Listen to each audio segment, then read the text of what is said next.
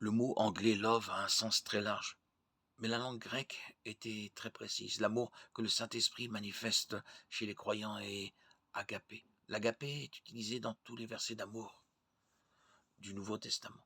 L'agapé est patient, l'agapé est bienveillant, l'agapé ne faillit jamais. Dieu désire montrer son amour parfait et désintéressé à un monde qui est régulièrement confus quant à ce qu'est le véritable amour. Les enfants de Dieu sont les vecteurs de son amour, car ils sont habilités par le Saint-Esprit.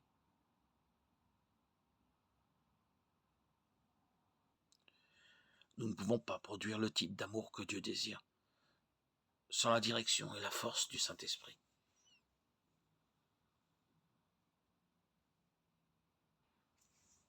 Ceux qui marchent par l'Esprit sont unis à Dieu et portent le fruit que l'Esprit produit. Ainsi, ceux qui marchent par l'Esprit marchent dans l'amour. Ils vivent dans l'amour pour Dieu et pour leur prochain. Ceux qui marchent dans l'Esprit marchent dans la joie, ils manifestent leur joie dans ce que Dieu a fait et fera. Ceux qui marchent dans l'Esprit marchent dans la paix. Leur vie n'est pas définie par l'inquiétude ou l'anxiété. Philippiens 4:6. Ceux qui marchent dans l'Esprit marchent dans la patience. Ils sont connus pour avoir une mèche longue et ne perdent pas leur sang-froid. Leur vie est caractérisée par l'humilité, la grâce, la reconnaissance envers Dieu.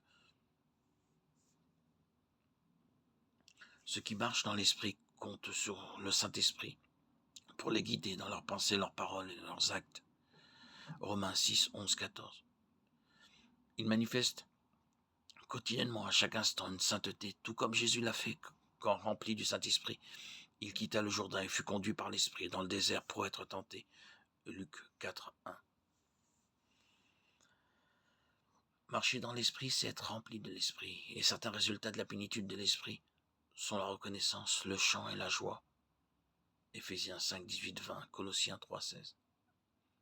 Ceux qui marchent dans l'Esprit suivent la direction de l'Esprit. Laissons la parole de Christ habiter en eux dans toute sa richesse. Et l'Esprit utilise la parole de Dieu pour enseigner, pour convaincre, pour corriger, pour instruire dans la justice. 2 Timothée 3, 16. Toute leur vie est vécue selon la règle de l'Évangile, tandis que l'Esprit les pousse à l'obéissance. Lorsque nous marchons dans l'Esprit, nous constatons que les appétits pécheurs de la chair n'ont plus de domination sur nous. Dans la Bible, une marche est souvent une métaphore de la vie quotidienne pratique. La vie chrétienne est un voyage et nous devons le parcourir, nous devons progresser constamment. La norme biblique pour tous les croyants est qu'ils marchent dans l'Esprit. Si nous vivons par l'Esprit, nous marchons aussi selon l'Esprit.